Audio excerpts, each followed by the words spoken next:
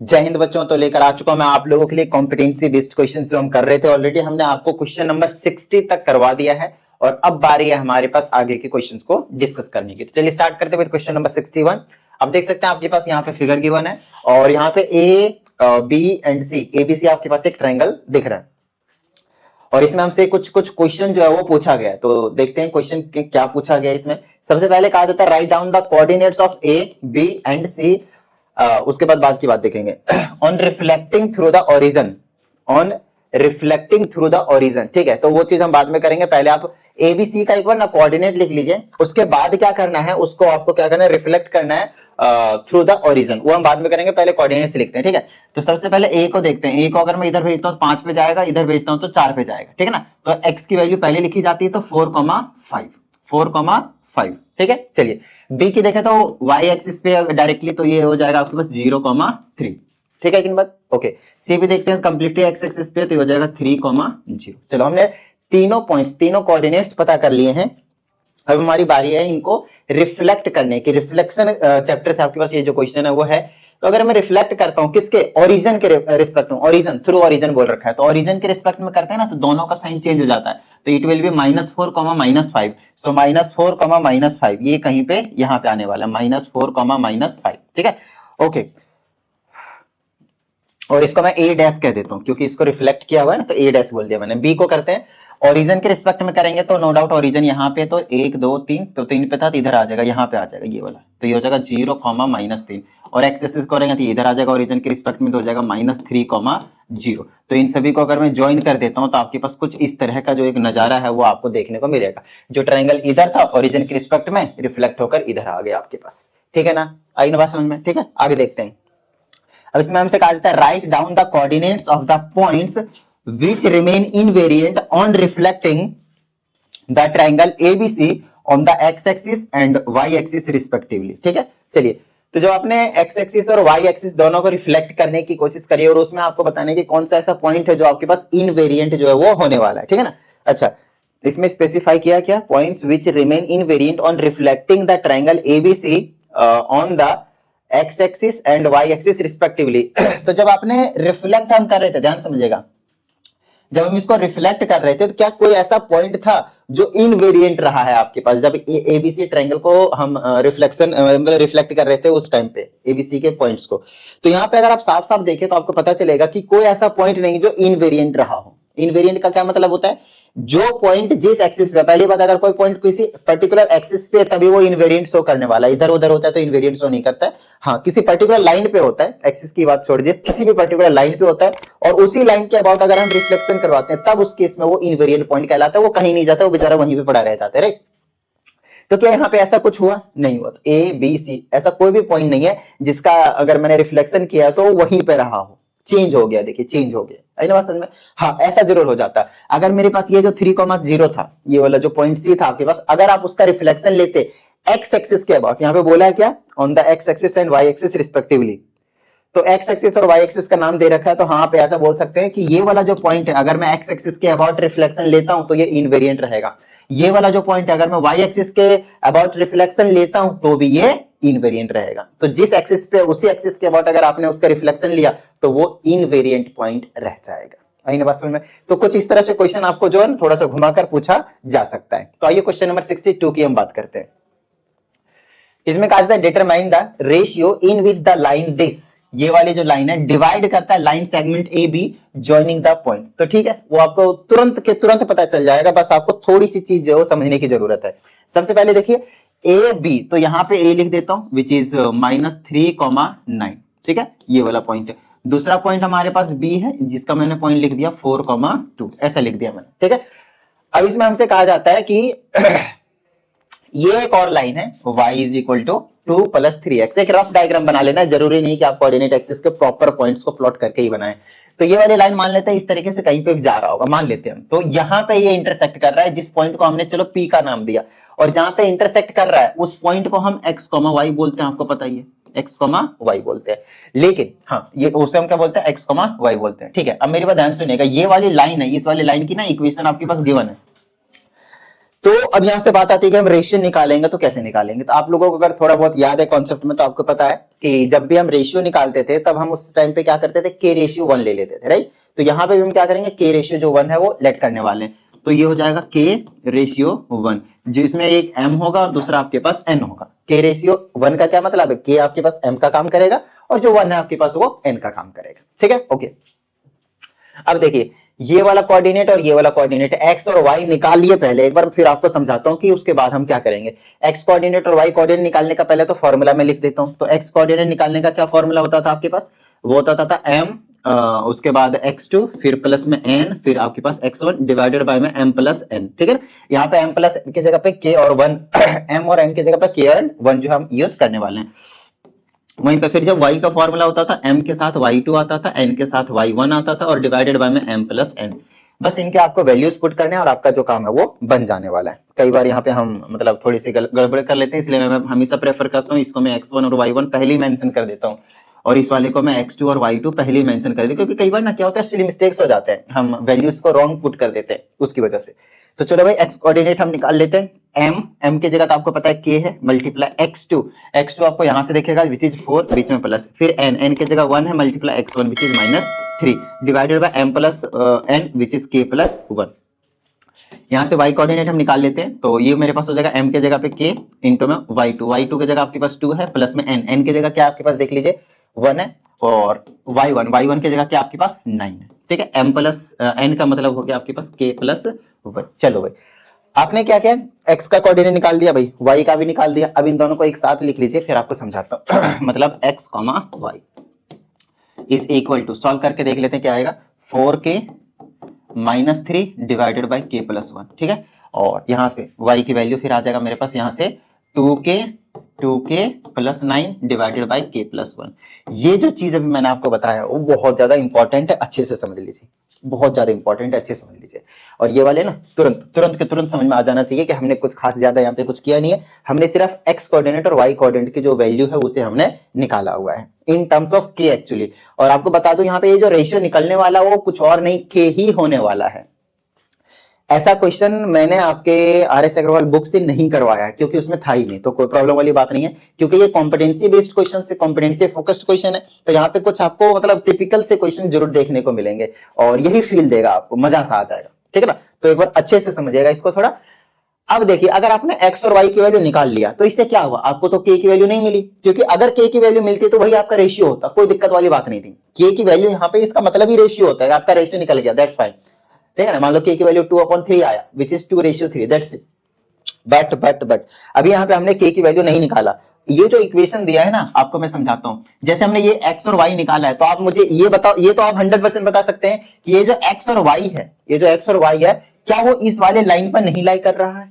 बिल्कुल लाई कर रहा है, बिल्कुल लाई कर रहा है सर, लाई कर रहा है ना। इसका मतलब समझ रहे हैं आप, इसका मतलब ये है कि ये जो x और y की वैल्यू है वो सेटिस्फाई करने वाला है किसको, इस वाले लाइन के इक्वेशन को। अब इसका क्या मतलब है सेटिस्फाई करने का, इसका मतलब ये है कि x और y की जो भी वैल्यू होगी उसे अगर हमने इसमें पुट कर दिया तो LHS और RHS इक्वल होते हैं, LHS एंड RHS इक्वल होते हैं। और अगर स्टैंडर्ड फॉर्म में लिखा है तो इक्वल टू 0 रहेगा, तो उसको सॉल्व करेंगे तो 100% 0 के इक्वल आना चाहिए, इसका ये मतलब होता है। तो यहाँ पे मैं x के जगह पे और y के जगह पे ये वाली वैल्यूज पुट कर सकता हूं और वो हमेशा इक्वल होंगे, इसमें किसी भी तरह की कोई दिक्कत नहीं आनी चाहिए भाई। ये वाली यही इसमें मेन कंसेप्ट है, बाकी चीजें तो आप कर लोगे लेकिन यही मेन कंसेप्ट है इसमें कि अगर कोई पॉइंट किसी लाइन से पास हो रहा है तो वो वाला पॉइंट उस पूरे लाइन के इक्वेशन को हमेशा सेटिस्फाई करता है। ये वाली चीज आपको समझनी है, ये वाली चीज आपको समझनी भाई, ठीक है ना। चलिए तो आई होप आपको ये चीज समझ में आया, x की वैल्यू क्या थी और y की वैल्यू क्या थी, समझ में आया ना। अब हमारा बस इतना काम रहेगा कि इसमें पुट करना है, सॉल्व करना है, k की वैल्यू निकालनी है, दैट इज योर रेशियो, और कुछ भी नहीं। तो इसमें मैं सब कुछ हटा दूं, स्क्रीनशॉट वगैरह लिखना है तो लिख लीजिए और इसको याद कर लीजिए फटाफट, 4k -3 2k + 9 याद रहेगा ना। इसको मैं यहाँ पे पुट कर देता हूँ, तो 2 + 3 क्या था, 4k + 9, 4k + 3 था और डिवाइडेड बाय k + 1 तो खैर है ही है, और प्लस में इज इक्वल टू 2 प्लस और y की जगह पे था 2k + 9,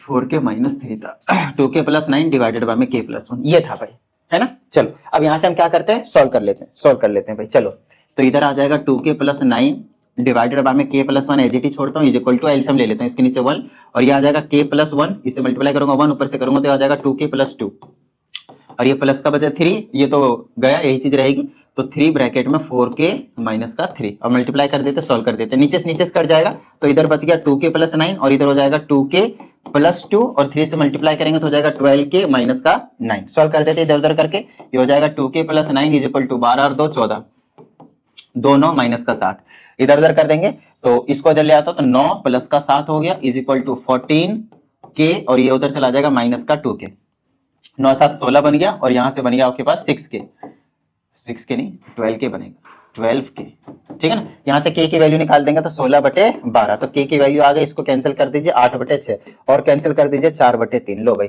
तो k की value I 4/3 which is your required ratio, that's it. Question बड़ा ही मस्त था, फिल देने वाला। तो k की जो रेशियो आई है वो आपके पास 4:3, ये हो गया आंसर इस वाले क्वेश्चन का, ठीक है ना। इस टाइप के और भी मैं आप लोगों को मतलब रिकमेंड करूंगा, क्वेश्चन जरूर प्रैक्टिस करें। और ये क्वेश्चन कहीं और नहीं मिलेगा, गूगल बाबा के पास मिल जाएगा, नहीं तो आपके पास अगर कोई सैंपल पेपर है तो उसमें कहीं ना कहीं शायद एक आधे जरूर देखने को मिल सकते हैं। और अगर फिर भी आपको देखने को ना मिले तो आप व्हाट्सएप कर दे, मैं आपको दे दूंगा क्वेश्चन, कोई प्रॉब्लम वाली बात नहीं है। ये 56 69 और आप लोगों को अगर कोई डाउट आता है तो उस वाले डाउट को भी आप इस नंबर पे भेज देते, आपको प्रॉपर वीडियो सॉल्यूशन मिल जाएगा। साथ ही अगर आपको लगता है कि आपसे नहीं हो पा रहा है, पेपर बहुत नजदीक है और आपको पर्सनल ऑनलाइन क्लास की नीड है, वन ऑन वन क्लास की नीड है, तो उसके लिए भी आप यहाँ पे इंक्वायरी कर सकते हैं, आपको प्रॉपर जो इन्फॉर्मेशन है वो मिल जाएगा। But this class will be paid, personal online class, remember it, okay. चलो भाई आगे की बात करते हैं। क्वेश्चन नंबर 62 हो गया, अब आते हैं क्वेश्चन नंबर 63 पे। इसमें हमसे कहा जाता है, चलो बच्चा ऊपर चलो, शाबाश।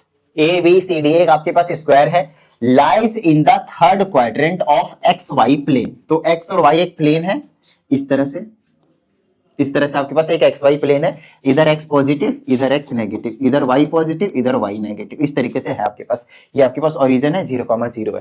तो एक स्क्वायर है जो थर्ड क्वाड्रेंट पे, ये फर्स्ट ये सेकंड ये थर्ड ये फोर्थ, ऐसे एंटी क्लॉकवाइज में चलना, first second third fourth quadrant की नेमिंग कर देना, ठीक है। अब इसमें हमसे कहा जाता है कि थर्ड क्वाड्रेंट में लाई करता है एक स्क्वायर है और such that it's vertex A is at -3, -1। तो -3, -1 का क्या मतलब है, कहां होगा, x की -3 यहाँ है, -1 यहाँ है, तो ये वाला पॉइंट हो गया आपके पास -3, -1 and this is your point A of the square. आई ना बात समझ में, आगे चलिए। And the diagonals DB produced is equally inclined to both the axes and diagonals AC and BD meet at point P which is -2, -2, okay। तो उसके बाद हमसे कुछ कहा, ये इक्वेशन ऑफ स्ट्रेट लाइन से आपके पास जो क्वेश्चन है वो दिया गया है। देखिए बड़ा ही प्यारा क्वेश्चन दिया है, कॉन्सेप्चुअल क्वेश्चन दिया है, एनालाइज भी करना पड़ेगा, क्रिएट भी करना पड़ेगा, इवेल्युएट भी करना पड़ेगा, बिल्कुल एकदम तगड़ा क्वेश्चन, मजा सा आ जाएगा सब कुछ। कॉन्सेप्ट क्लियर करने के लिए बेस्ट क्वेश्चन, ठीक है। चलिए ए तो पता चल गया, साथ में हमसे बी नहीं पता, सी भी नहीं पता, डी भी नहीं पता, लेकिन इसमें और कुछ इंफॉर्मेशन दिया है कि जो डायगोनल डीबी है वो आपके पास equally inclined to the both axis. Equally inclined to the both axis का क्या मतलब होता है, अगर ये एक्स एक्सिस और वाई एक्सिस का आपके पास प्लेन है, इक्वली इंक्लाइंड का मतलब 45 डिग्री से निकल रहा है, एक्स एक्सिस के साथ भी और वाई एक्सिस के साथ भी। इधर से भी 45 डिग्री से निकल सकता है, इधर से भी और इधर से भी 45 पे निकल सकता है। अब किधर निकाले हम, क्योंकि वर्टेक्स आपके पास ए इधर है तो मैं इधर ही निकालने की कोशिश करूंगा डायगोनल को भी। बोलो हाँ या नहीं, बिल्कुल सही बात सर, एकदम मस्त। चलो आगे की बात करते हैं। ओके तो यहां से मैं क्या करता हूं, डायगोनल डीबी को निकाल देता हूं 45 डिग्री पे, बिल्कुल इधर से भी दोनों एक्सिस पे इक्वली इंक्लाइंड। ओके अब आगे देखते हैं, अब कहां डी है कहां बी है, we actually don't know, but हमसे एक चीज यहां पे कही गई है कि जो क्या नाम है इसका, AC एंड BD दो डायगोनल है। देखिए ए अगर यहां है तो C कहीं इधर होगा, है ना, क्योंकि ये वाला BD है कहीं ना कहीं, तो AC BD, तो यहां से आपके पास एक स्क्वायर जो वो निकल कर आ जाएगा, ठीक है। लेकिन हमसे कहता है पॉइंट P पे ये दोनों डायगोनल मीट कर रहे हैं, AC and BD which is -2, -2, तो x की -2 इधर कहीं होगी, y की -2 कहीं इधर होगी, मतलब इधर कहीं पे मीट करने वाला, यहाँ पे ये वाला पॉइंट -2, -2 का हमने नेमिंग कर दिया, ये वाला पॉइंट आपके पास P हो गया, तो मतलब इधर कहीं पे B होगा, इधर कहीं पे आपके पास D होगा, ठीक है। तो इसको मैं आगे अगर इस तरह से ले जाऊं और इसको मैं इधर से इस तरह ले जाऊं, तो आपको एक चीज पता है कि जो डायगोनल है वो क्या आपके पास एक तो 90 डिग्री पे रहते हैं और साथ ही एक दूसरे को बाइसेक्ट भी करते हैं। आगे देखते हैं और कुछ कहा गया है क्या, नहीं कहा गया हमसे। अब हमसे निकालना है स्लोप ऑफ BD, तो कहां पे B, अगर इधर यहाँ पे C है, इधर कहीं पे आपके पास जो C है वो आपके पास नेमिंग करनी पड़ेगी, यहाँ पे A था, यहाँ पे C बोल देते हैं, यहाँ पे आपके पास B बोलना पड़ेगा, यहाँ पे आपके पास D बोलना पड़ेगा। सर ये आपको कैसे पता चला, तो ये मुझे पता चल गया भाई कि क्या नाम है, ए बी सी डी, देखिए लगातार जाना चाहिए इधर से या फिर आपके पास इधर से, और बी डी बोला है तो इधर से बोल सकते हैं आप, नहीं तो आप इधर से बोल सकते हैं, कोई दिक्कत वाली बात नहीं है। तो इनको अगर मैं ज्वाइन कर देता हूं तो आपको कुछ इस तरह के नजारे दिखाएंगे, ए से बी, बी से सी से डी और डी से ए, और इस तरह से आपका जो स्क्वायर है वो आपके पास तैयार हो गया है। अब हमसे इसमें कहा जाता है ये वाला पॉइंट हमें पता ही है, ये वाला भी पॉइंट हमें पता ही है ना, और उसके बाद ये वाला डिस्टेंस कितना है आपके पास वो निकाल लेंगे, पता चल जाएगा। उसके बाद जितना डिस्टेंस ये होगा उतना ही डिस्टेंस आपके पास ये होने वाला है ना।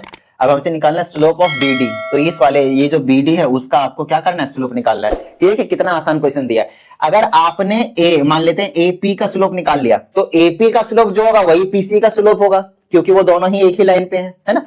तो एपी का आप स्लोप निकाल लें, और बीडी, ये जो बीडी है वो हमेशा क्या होता है, 90 डिग्री पे होते हैं, परपेंडिकुलर बाइसेक्टर होते हैं ना ये डायगोनल्स जो है। तो अगर हमने एपी बोलेगा एसी बोलो, कोई दिक्कत वाली बात नहीं, दोनों का एक ही मतलब है स्लोप के केस में। तो आप क्या करो, स्लोप ऑफ एपी निकाल दो भाई। तो स्लोप ऑफ एपी कैसे निकल जाएगा, x2 माइनस x1, मतलब y2 minus y1 divided by x2 minus x1 से निकल जाएगा। तो y2 माइनस का 2, बीच में माइनस, y1 की जगह -1 तो ये प्लस का 1 divided by x2 minus x1, x2 की जगह -2, बीच में माइनस, x1 की जगह -3 तो हो जाएगा +3, ऊपर बनेगा आपके पास -1, नीचे बच गया आपके पास +1। ठीक है, तो ये आपके पास क्या हो गया, माइनस का 1। ठीक है ना, तो -1 स्लोप आया किसका, एपी का, बट हमें एपी का स्लोप नहीं पूछा था हमसे पूछ रखा है स्लोप किसका, बीडी का। तो अब ये बीडी का स्लोप कहां से निकालेंगे, आइए मैं आपको समझाता हूं। देखिए आपको पता है ये वाली लाइन और ये वाली लाइन एक दूसरे के ऊपर परपेंडिकुलर है, तो आपको रिलेशन मालूम होगा, दो लाइनें जब परपेंडिकुलर होते हैं तो उनके स्लोप का प्रोडक्ट हमेशा -1 के इक्वल होता है। तो m1 हमें पता है -1 है, हमें m2 निकालना है दूसरी लाइन का slope, which is cancel m2 की वैल्यू आ गई 1, और ये m2 कुछ और नहीं है, स्लोप ऑफ बीडी है। बोलिए हाँ या नहीं, बिल्कुल सही बात है, क्योंकि स्लोप ऑफ बीडी क्या हो गया आपके पास, पॉजिटिव ऑफ 1, नेगेटिव तो उसका था, नेगेटिव रेसिप्रोकल किया तो पॉजिटिव 1 आ गया। तो ये जो प्लस का 1 आया वो स्लोप ऑफ बीडी हो गया, मतलब फर्स्ट पार्ट का आपका आंसर हो गया। Now we have to find the equation of AC। तो ये वाला पॉइंट पता हो या ये वाला पॉइंट पता हो, कोई दिक्कत वाली बात नहीं है। हमें एसी का स्लोप वैसे भी पता है, जो एपी का स्लोप होगा वही इसका स्लोप होगा, कोई दिक्कत वाली बात नहीं है ना। तो एपी का स्लोप हमें पहले से पता है, क्या है आपके पास स्लोप, -1 है, हमें पहले से पता है, पॉइंट ए ले लेते हैं, -3, -1, एक स्लोप पता है, एक पॉइंट पता है। क्या मैं 1 पॉइंट स्लोप फॉर्म लगाकर इक्वेशन नहीं बना सकता, ये तो सबसे आसान वाला काम पूछ लिया भाई, है ना। चलो तो सबसे आसान वाला काम पहले ही कर देते हैं भाई। तो y minus y1 is equal to m bracket x minus x1, याद है ना। चलो तो y माइनस y1 की जगह क्या है आपके पास, माइनस का 1, तो ये बना लेगा +1 इज इक्वल टू m की जगह -1, x माइनस x1 की जगह आपके पास -3, तो ये हो जाएगा आपके पास प्लस का 3, तो ये हो जाएगा y प्लस का 1 मल्टीप्लाई कर देता हूं तो ये हो जाएगा -x और ये हो जाएगा -3, इन दोनों को अंदर ले आता हूं तो प्लस का x हो जाएगा, प्लस का y हो जाएगा, और ये -3 इधर आएगा तो प्लस का 4 बना लेगा इक्वल टू 0। तो x plus y and plus का 4 that is equal to 0। That's the equation of line AC, equation of AC। लो भाई खत्म हो गया ये वाला क्वेश्चन भी। आई ना बात समझ में आ रहा है चीजें। चलो भाई आइए क्वेश्चन नंबर 64 की बात करते हैं, ज्योमेट्री से है आपके पास, और ये आपके पास एनालाइज करना है और फिर इवैल्यूएट करना है। ठीक है, तो एनालाइज करते हैं। चलो क्या एनालाइज करवाता है ये हमसे देखते हैं। इसमें हमसे कहा जाता है भाई ABCD आपके पास एक रेक्टेंगल है, ABCD आपके पास एक रेक्टेंगल है, where side BC is twice the side AB। तो AB का है वो देख लीजिए, ये रहा, ये वाली AB है, और BC का है ये वाला।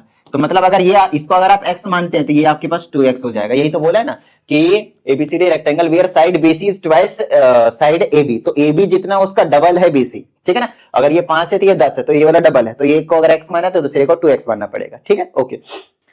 अब हमसे कहा जाता है कि ये दो ट्रायंगल आपके पास सिमिलर हैं, दिया हुआ है भाई, तो ये दोनों ट्रायंगल पे एक बार नजर मारो, अच्छे से नजर मारो और अलग कलर से नजर मारो। चलो दिखाता हूँ, ब्लैक तो ऑलरेडी उसमें, ये वाला कलर ले लेते हैं। इसमें बोल रहा है ACQ, A यहाँ है, C यहाँ है, Q यहाँ, ये बड़ा वाला ट्रायंगल, शाबाश, ये वाला ट्रायंगल की बात कर रहा है ACQ, ये वाला ट्रायंगल। ठीक है ना, और दूसरा वाला ट्रायंगल को अलग कलर से कर लेते हैं, ब्लू कर लेते हैं। और दूसरा क्या है BAP, B यहाँ है, A यहाँ है, P यहाँ है, BAP, ये वाले, एक ब्लू वाला और एक ये जो ब्राउन वाला है वो वाला, ये दोनों ट्रायंगल आपके पास सिमिलर हैं ऐसा दिया हुआ है। और अगर ये दोनों ट्रायंगल को सिमिलर बोल दिया गया है तो हमसे कहता है कि area of triangle this and this का रेशियो निकालना है, मतलब इन दोनों ट्रायंगल का एरिया का रेशियो निकालना है। तो ठीक है, कोई बड़ी बात नहीं है। यहां पे मैं लिख लेता हूं area of triangle BAP divided by area of triangle ACQ। इन दोनों ट्रायंगल के एरिया का रेशियो निकालना, बड़ा ही प्यारा सा और बड़ा ही छोटा सा क्वेश्चन पूछा एक्चुअली, है ना। देखिए ये दोनों ट्रायंगल को पहले से सिमिलर दे रखा है, पहले से ही आपके पास सिमिलर दे रखा है। दूसरी चीज, और हमें ये भी बता रखा है इनके साइड्स के रिलेशन क्या है, तो बड़ा ही आसान सा हो गया। इन दोनों ट्रायंगल अगर सिमिलर हैं तो हमेशा वो उनका एरिया का रेशियो किसके इक्वल होता है मालूम है ना, उनके कॉरेस्पॉन्डिंग साइड्स के रेशियो के स्क्वायर के इक्वल होता है। क्या बात है ना, याद आया। तो अगर दो ट्रायंगल सिमिलर होते हैं तो उनके एरिया का जो रेशियो है वो किसके इक्वल होता है, उनके कॉरेस्पॉन्डिंग साइड्स के रेशियो के स्क्वायर के इक्वल होता है। तो इनके कॉरेस्पॉन्डिंग साइड्स क्या बनेंगे, पहले का बनेगा BA, तो दूसरे का क्या बनेगा AC का होल स्क्वायर। अब जरूरी नहीं कि ये इन्फॉर्मेशन आपको यहाँ पे गिवन हो। क्या BA गिवन है, हाँ गिवन है। क्या AC गिवन है, अब AC तो आपके पास गिवन है ही नहीं, AC है क्या, हाँ यहाँ है। AC तो आपके पास गिवन है नहीं, तो कोई बात नहीं, दूसरी साइड की तलाश करते हैं भाई, इसको हटा देते हैं। अगला ले लीजिए AP, तो ये हो जाएगा आपके पास AP और डिवाइडेड में क्या हो जाएगा आपके पास CQ, तो AP अपॉन में CQ के स्क्वायर। तो क्या AP पता है, AP भी नहीं पता और दूसरा CQ भी नहीं पता, तो ये वाला भी कैंसिल हो गया। तो तीसरे की तलाश करते हैं भाई, कोई दिक्कत वाली बात नहीं है। अगर मैं तीसरे की तलाश करूंगा तो ये हो जाएगा BP, ये हो जाएगा BP और डिवाइडेड बाय में इसका हो जाएगा A से Q तक, A से Q तक, तो ये हो जाएगा AQ और इसका स्क्वायर हो जाएगा भाई लो, ठीक है, ये हो जाएगा। अब यहां पे अगर मैं नोटिस करूं तो क्या मुझे जो जो ट्रायंगल दिया हुआ है उन ट्रायंगल की अगर हम बात करते हैं तो उसमें तो ये वाली साइड जो है आपके पास आ ही नहीं रही है ना। अगर मैं किसी भी तरीके से देखता हूं तो यहाँ पे जैसे मैंने इसको लिया, इसको लिया, इसको लिया, यहाँ पे हमें जो इन्फॉर्मेशन दिया हुआ था, यहाँ पे जो हमें इन्फॉर्मेशन दिया हुआ था उसके अकॉर्डिंग तो हमें यहाँ पे कुछ भी जो पता नहीं चला है। लेकिन हाँ यहाँ से हम पता जरूर कर सकते हैं, मैं आपको समझाता हूँ कैसे। देखिए जो मैंने पहला वाला लिखा था क्या था, BA आपको पहले से पता है, देखिए X है और दूसरा नीचे क्या आपके पास AC है, ये रहा आपके पास AC। लेकिन ये और ये देने का मतलब ये नहीं कि आपको डायरेक्टली यही जो चीज है वो आपसे पुट करवा लेगा, है ना। पहले वाले हमने यहाँ पे छोड़ दिया था, दूसरे में चेक किया, तीसरे में यहाँ से बात नहीं बनेगी, यहीं से बात बन जाएगी पहले वाले से। पहले वाले से बात कैसे बनेगी, B आपको ऑलरेडी पता है, आप इसके जगह X लिख दे भाई, कोई दिक्कत वाली बात नहीं है। अब बोलोगे सर AC कहां से लाएंगे, AC तो हमें नहीं पता, स्क्वायर लगा लेंगे, दैट्स फाइन। AC भी आप निकाल सकते हो हंसते खेलते, क्योंकि ये जो इन्फॉर्मेशन दिया है ना, यहाँ पे देख लीजिए ABCD को एक रेक्टेंगल कह दिया गया।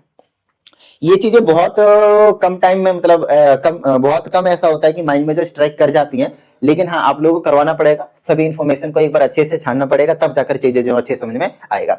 देखिए ये वाला परपेंडिकुलर है, ये वाला बेस है, ये एक राइट एंगल ट्रायंगल है क्योंकि ये एक रेक्टेंगल है, ठीक है ना। तो ये परपेंडिकुलर बेस ये किसके हो जाएगा, स्क्वायर रूट अंडर हाइपोटेन्यूस निकालना था ना पाइथागोरस लगा के, पहले का स्क्वायर प्लस में दूसरे का स्क्वायर, 2x का स्क्वायर, ठीक है। तो इसको सॉल्व कर दूंगा तो अंडर रूट में हो जाएगा x की स्क्वायर प्लस 2x का होल स्क्वायर करेंगे तो 4x की स्क्वायर हो जाएगी, which is equal to under root 5x की स्क्वायर। ये हो जाएगा अंडर रूट 5 टाइम्स x, बोलिए हाँ या नहीं, बिल्कुल सही बात सर। तो यहाँ पे रख दो भाई अंडर रूट 5 टाइम्स x और इसका स्क्वायर था तो स्क्वायर कर दिया। तो इसका एरिया का रेशियो अब इसके इक्वल होगा, x से x को आप काट सकते हैं और ये जो स्क्वायर है वो क्या करेगा, यहाँ कुछ नहीं तो 1 था, 1 का स्क्वायर 1, अंडर रूट 5 का स्क्वायर 5, तो आपके पास जो आंसर आया वो 1:5 आया। लो भाई ये इसका आंसर हुआ। तो ऐसा जरूरी नहीं कि भाई जो आपको इन्फॉर्मेशन दिया है मतलब उतना ही डायरेक्टली आप पुट कर सकोगे, नहीं, कुछ और भी आपको यहाँ पे सोचना पड़ सकता है। बड़ा ही प्यारा क्वेश्चन था भाई, मजा आ गया। चलो आगे क्वेश्चन बात करते हैं, क्वेश्चन नंबर 65 की। प्यार से देखते जाइए, मजा लेते जाइए। अगेन ये आपके पास ज्योमेट्री का क्वेश्चन है और ये आपके पास अगेन सिमिलैरिटी ऑफ ट्रायंगल का क्वेश्चन है। पिछला वाला भी सिमिलैरिटी ऑफ ट्रायंगल का ही क्वेश्चन था, भी सिमिलैरिटी ही कर रहे हैं कहीं ना कहीं अगर आप देखें तो, है ना। चलो अब इसमें हमसे कहा जाता है A है, B है, C है, D है, गिवन दैट ABC एक ट्रायंगल है, D एक पॉइंट है BC पे, such that BD is equal to 4। यहाँ पे आपके पास साइड्स भी आपके पास मेंशन है, कोई दिक्कत वाली बात नहीं है। साथ में हमसे कहता है कि BAD और एंगल C जो है वो आपके पास इक्वल है, तो BAD ये वाला एंगल और एंगल C ये वाला आपके पास इक्वल है। ए भी आपके पास 8 सेंटीमीटर, बाकी के यहाँ पे डायरेक्टली आपके पास फिगर में ही मेंशन्ड है। अब हमसे कहता है कि proof that triangle ABD is similar to triangle CBA। तो सबसे पहले इन दोनों ट्रायंगल को बड़े प्यार से साइड में बना लीजिए, तो मजा आएगा, फिर तो मजा आएगा। पहला है आपके पास ABD, A यहाँ है, B यहाँ है, D यहाँ है, तो ऐसे बना लेते ABD। यहाँ पे A बनाया, यहाँ पे B बनाया, यहाँ पे D बनाया, इसका ये वाला एंगल है, ठीक है। अब दूसरा वाला ट्रायंगल बना लीजिए CBA, और जैसा इसको बनाया ना उसी कॉरेस्पॉन्डिंग साइड के हिसाब से बिल्कुल दूसरे वाले को बनाइएगा, नहीं तो फिर दिक्कत हो जाती है। बच्चों को समझ में नहीं आता अगर कौन सा कॉरेस्पॉन्डिंग किसके है, तो हमेशा उसी के हिसाब बनाइए कि इसको अगर उठाया और दूसरे में पटक दिया तो कॉरेस्पॉन्डिंग पे जाके बैठेगा, टेढ़ा मेढ़ा नहीं बनाना, ठीक है ना। चलो समझाता हूं।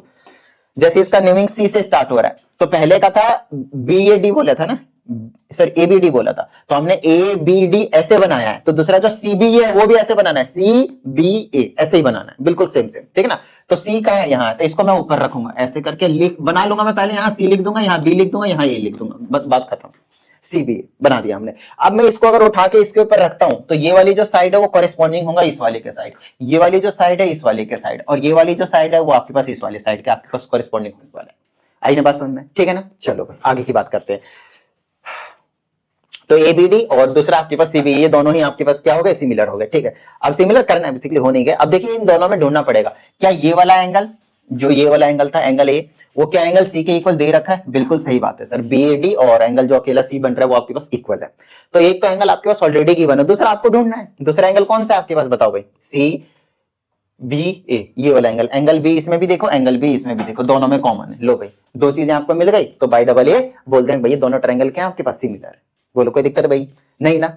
चले आगे, ओके। इसका मतलब ये वाला एंगल D और ये वाला एंगल A, ये दोनों भी आपके पास इक्वल होने वाला है, मतलब ये वाला एंगल और ये वाला एंगल भी आपके पास इक्वल होने वाला है। आइए बस समझ में, क्योंकि देखो दो एंगल जब इक्वल हो जाता है, तीसरा भी अपने आप इक्वल हो जाता है, ठीक है। चलो भाई अब आगे की बात करते हैं। ये तो हो गया पहला वाला जो पार्ट था आपके पास, जो प्रूफ करना था सिमिलर, वो हमने प्रूफ कर दिया सिमिलर। अब दूसरे की बात करते हैं। Now we have to find the value of x। देखो अगर दो ट्रायंगल को आपने सिमिलर प्रूफ कर दिया है और कुछ x से निकालना है, कोई साइड निकालना है, तो कोई मतलब डाउट वाली बात नहीं है कि आपको उसके कोरेस्पोंडिंग साइड्स के रेशियो को इक्वल करना पड़ेगा, ठीक है ना। कोरेस्पोंडिंग के साइड्स के रेशियो को इक्वल करना पड़ेगा और कुछ नहीं, क्योंकि जब दो ट्रायंगल सिमिलर होते हैं तो उनके कोरेस्पोंडिंग साइड्स के रेशियो हमेशा क्या होते हैं, इक्वल होते हैं। तो अभी भी हमने आपको यहाँ पे बता ही दिया था कि कौन किसके कोरेस्पोंडिंग है, तो लिख दो भाई AB के नीचे कौन चला जाएगा, CB is equal to AC नहीं AD के नीचे कौन चला जाएगा, CA is equal to BD के नीचे कौन चला जाएगा भाई, B। लो भाई ये सारी चीजें आपको पहले से पता है। अब इनमें से देख लो भाई x किसको मान रखा है, CD को मान रखा है। CD कहीं आया है इसमें, अरे आना तो चाहिए भाई। CAD CBA है, CBA है, ये नहीं आया, कोई बात नहीं, दूसरा देख लेते हैं। BC तो आया ही होगा, CB आया ना CB, तो उसमें 4 + x लिख लेंगे, आ जाएगा, काम बन जाएगा। इसका मतलब हमें किस किस की जरूरत है, बस एक बार उस पर नजर मार लीजिए। तो हमें जरूरत है एक AB दे रखा है, देखो AB दे रखा है, और BC और CB ये वाला दे रखा है। दूसरी चीज क्या, AD हमें पता है, AD हमें नहीं पता और CA हमें नहीं पता, तो ये वाले को गायब ही कर दो, इसकी हमें कुछ जरूरत ही नहीं है, इसको हटा देता हूं मैं यहाँ से, इसको मैं हटा ही देता हूँ। अब ये दोनों आपके पास इक्वल है, BD/B है, ऐसे लिख लेता हूँ मैं यहाँ पे, BD/B है। और ये वाले जरूर दिए होंगे, BD देखो BD 4 दे रखा है, और BA भी जरूर दिया होगा, BA अगेन आपके पास 8 है, AB और BA एक ही बात है, ठीक है। चलो अब वैल्यूज को पुट करना है, सॉल्व करना है। AB की जगह 8 है और CB की जगह क्या हो जाएगा, 4 + x हो जाएगा, that is equal to BD की जगह क्या है, 4 है, डिवाइडेड बाय BA की जगह क्या है, BA की जगह ये वाले AB या B है, आपके पास 8 है, ठीक है ना। इसको काट देंगे तो क्या हो गया, 1/2, इसे इसको मल्टीप्लाई कर दो, क्रॉस मल्टीप्लाई हो जाएगा, 4 + x इज इक्वल टू, इसे इसको करेंगे 8 × 16, x की वैल्यू निकाल दिया, 16 - 8 सॉरी 4 4 तो कितना हो गया, 12। तो 12 सेंटीमीटर आपके पास आंसर है x की, दैट्स इट, खत्म हो गया क्वेश्चन, ठीक है ना। चलो भाई ये भी आपके पास ज्योमेट्री से क्वेश्चन था। आइए अगले क्वेश्चन की ओर हम बढ़ जाते हैं। ऑलमोस्ट हाफ एन आवर हो चुका है और हमारा जनरली जो टारगेट रहता है हाफ एन आवर की वीडियो के, तो कोई दिक्कत वाली बात नहीं। इस वीडियो में हमने डिस्कस किए हैं सिर्फ और सिर्फ 5 क्वेश्चन। तो आप लोगों का काम है कि जो भी डाउट आता है इस पे भेज देना है, प्रॉपर वीडियो सॉल्यूशन आप लोगों को मिल जाएगा। पर्सनल ऑनलाइन क्लास के लिए आप इसी नंबर पे इंक्वायरी कर सकते हैं। बाकी क्वेश्चन हम अगली वीडियो में डिस्कस करेंगे। चलिए उम्मीद करते हैं इस वीडियो में जितनी भी चीजें आपको समझाई गई थी सभी चीजें समझ में आ गए होंगे, और अगर ऐसा है तो फटाफट वीडियो को लाइक कर दीजिए। साथ ही अगर आप इस चैनल पर एक नई स्टूडेंट है, चैनल को सब्सक्राइब करके बेल आइकन को जरूर प्रेस कीजिए। चलिए मिलते हैं अगली वीडियो में, प्रैक्टिस करते रहिएगा। जय हिंद।